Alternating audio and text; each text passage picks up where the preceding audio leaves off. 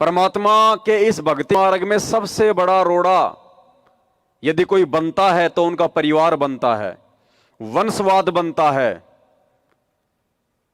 और कबीर सागर में परमात्मा ने लिखा है कि इस कबीर परमात्मा का ये भक्ति मार्ग चारों युगों में उनके नाद पुत्रों से चलता है, यानी उनके वचन के बेटा बेटियों से चलता है, उनके अपने परिवार वालों से नहीं चलता, वंशवाद से नहीं चलता।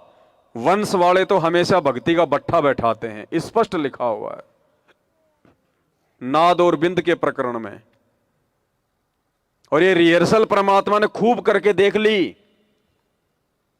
650 साल पहले कबीर परमेश्वर जी ने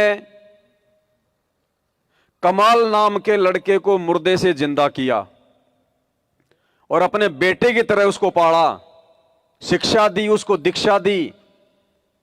और वही कमाल आगे चल के परमात्मा के मार्ग में सबसे बड़ा रोड़ा साबित हुआ। वो गुरुद्रोही साबित हुआ, उसने परमात्मा की संगत को तोड़ा। क्या उस परमात्मा को नहीं पता था इस बात का पहले कि जिस कमाल को मैं जीवित कर रहा हूं ये आगे चल के मेरी संगत को तोड़ेगा? बावजूद इसके परमात्मा ने उसको जीवित किया, अपने पास में रखा, उसको अपने बेटे का नाम दिया। क्यों? आज वर्तमान में आप और हमारी आंखें खोलने के लिए कि जब भी वो परमात्मा संत रूप में, सतगुरु रूप में या साधु रूप में धरती पे अपना ज्ञान प्रचार करने के लिए प्रकट होता है तो काल भी उन्हीं के आसपास, उन्हीं के रिश्तेदारों के रूप में, उन्हीं के बेटा बेटी के रूप में अपने एजेंट भेजता है। ये हमारे दिल में जचाने के लिए 650 साल पहले परमात्मा ने कमाल को जीवित करके अपने पास में रखा, ताकि जब मैं कलयुग की बिचली पीढ़ी में आऊंगा संत रामपाल रूप में, क्योंकि भविष्यवाणी पहले ही हो चुकी थी। 650 साल पहले परमात्मा ने कहा था, मन मान जा बुढ़ापा आवेगा, मन मान जा बुढ़ापा, और बिना भजन तेरी ओवे दुर्गति, तू पढ़या पढ़या।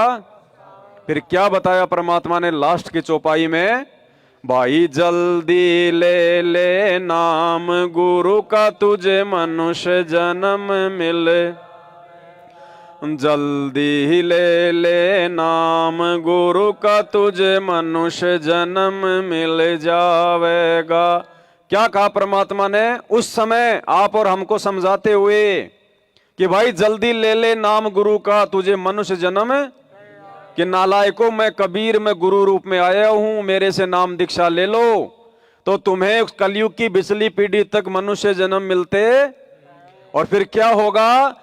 रामपाल तेरा सतगुरु आके फिर भक्ति दरड़ावेगा, मन बुढ़ापा आवेगा, मन मान जा बुढ़ापा। तो वर्तमान में वो कबीर परमात्मा सतगुरु रामपाल जी के नाम और रूप से आएंगे, ये भविष्यवाणी बहुत पहले हो चुकी है। तो परमात्मा को इस बात का मालूम था कि मैं जब जाऊंगा तो यहां के विधान के अनुसार ये काल भी मेरे आसपास अपने एजेंट उत्पन्न करेगा। तो कैसे मेरे बच्चे सावधान रहें, कैसे उनको इन बातों का पता चले, उसके लिए परमात्मा ने जानबूझ के उस मृत कमाल को जीवित करके अपने पुत्र के रूप में अपने पास में रखा और आगे चल के एक उदाहरण पेश कर दिया कि देखो मैंने इसको अपना बेटा समझा, अपनी जान से भी इसको प्यारा समझा, इसको नाम दिया, इसको पहचान दी, मैंने इसको दीक्षा दी, और देखो यही मेरे बच्चों को काल का एजेंट बन के तोड़ रहा है। फिर परमेश्वर ने और हमारी आंखें खोलने के लिए धर्मदास के माध्यम से अपने मार्ग को आगे बढ़ाने की युक्ति सोची कि धर्मदास तू आगे नाम दिया कर, तेरे माध्यम से आगे मेरा मार्ग चलेगा।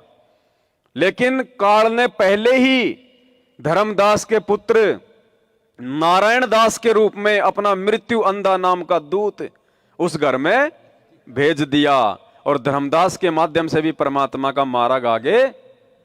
फिर परमात्मा ने धर्मदास के घर में एक और आत्मा भेजी उसके पुत्र के रूप में, मुक्तामणि, जिसको चूड़ामणि भी कहते हैं। वो चूड़ामणि मुक्तामणि कौन था? खुद कबीर परमात्मा ही था वो, क्योंकि कबीर परमात्मा का मार्ग कबीर परमात्मा ही चला सकता है।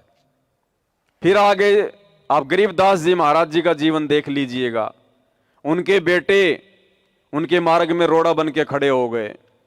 उनके जाने के बाद में उन्होंने अपने जो है पंथ चला दिए, उनके नाम से दूषित कर दिया उनके मार्ग को, और इतना दूषित कर दिया आज गरीबदास पंथ वाले गरीबदास जी को श्री कृष्ण जी का अवतार मानते हैं, कबीर जी को श्री कृष्ण जी का अवतार मानते हैं, ना वो मंत्र हैं उस मार्ग में। उसके बाद नानक जी के रूप में परमात्मा ने सारा खेल खेला। तो नानक जी के जाने के बाद में उनके दोनों पुत्र जयचंद और श्रीचंद, उन दोनों ने अलग अलग पंथ खोल दिए, चला दिए। वो दोनों पुत्र नानक जी के अंतिम संस्कार में भी नहीं आए, क्योंकि नानक जी ने अपना उत्तराधिकारी किसी और को बना दिया। तो वो उनसे राग द्वेष करने लगे, उनके अंतिम संस्कार में भी नहीं आए। अब भाई बहनों, जब आज वो कबीर परमात्मा संत रामपाल जी के रूप में धरती पे प्रकट है, तो क्या काल आंख बंद करके सोएगा? आज का तो वो विशेष रूप से इंतजार करेगा, क्योंकि खुद उसने उस कबीर परमात्मा से वर्तमान समय के लिए वरदान मांगा था कि आप कलयुग की बिचली पीढ़ी में जितने मर्जी जीव ले जाना। तो भाई, जब चोर को हमने खुद ही आमंत्रित मान लो कर दिया हो कि भाई देख अभी तो मुझे नींद आ रही है, तू सुबह 4 बजे आके चोरी कर लेना, तो आदमी सोएगा क्या 4 बजे? कोई नशेड़ी होगा वो सोएगा। तो काल जो है ये नशेड़ी नहीं है, ये हम सबको नशे में रखता है। तो आज हमने विशेष तौर पे सावधान रहना है और कबीर परमात्मा के मार्ग में उनका परिवार, उनके बेटा बेटी, उनके भाई बंधु, उनके रिश्तेदार सबसे बड़ा रोड़ा बने हुए हैं।